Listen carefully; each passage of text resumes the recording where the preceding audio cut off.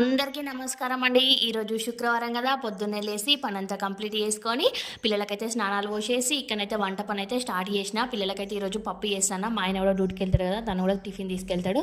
ఇక అందరికీ అవుతుంది అనేసి రైస్ కుక్కర్లో బియ్యం పెట్టేసి పప్పు అయితే చేసిన. ఇక్కడ అమ్మవారి కోసం అయితే ఈరోజు అయితే క్యారెట్ హల్వాని అయితే చేస్తాను. నేనైతే ఎప్పుడు చేయలే, ఇదే ఫస్ట్ సరి, కానీ చాలా బాగా వచ్చింది. ఇక్కడైతే దీపారాధన చేసుకొని అమ్మవారికి అయితే ప్రసాదం పెట్టేసిన. ప్రసాదం పెట్టేసి హారతి ఇచ్చుకొని నేను కూడా హారతి కళ్ళకు అద్దుకొని ఆగ్నేయ మూలకు కూడా చక్కగా దీపారాధన చేసుకున్న. ప్రతి శుక్రవారం కూడా చక్కగా గ్యాస్ని చక్కగా కడుక్కొని, గురువారం నైటే కడుక్కోవాలి, కడుక్కొని చక్కగా పూజించుకొని ఉంటే చాలా హ్యాపీ అనిపిస్తుంది. పొద్దున లేస్తేనే పని చక్కచక్క అయిపోతుందండి. గ్యాస్ని చూస్తే చాలా మనశ్శాంతిగా ఉంటుంది. మనం ఎక్కువ ఆడవాళ్ళు ఉండేది గ్యాస్ దగ్గరనే కదా, గ్యాస్ నీట్గా ఉంటే మనం కూడా బాగుంటాం, మన పిల్లల ఆరోగ్యం కూడా బాగుంటుంది. నేను చెప్పిన దానికి మీరేమంటారు ఫ్రెండ్స్? తప్పకుండా కామెంట్ చేయండి. ఓం శ్రీమాత్రే నమః. ఓం శ్రీమాత్రే నమః. అందరూ బాగుండాలి, అందులో మేము కూడా బాగుండాలని ఆ దేవుణ్ణి ఎప్పుడూ ప్రార్థిస్తాను. ఉంటాను.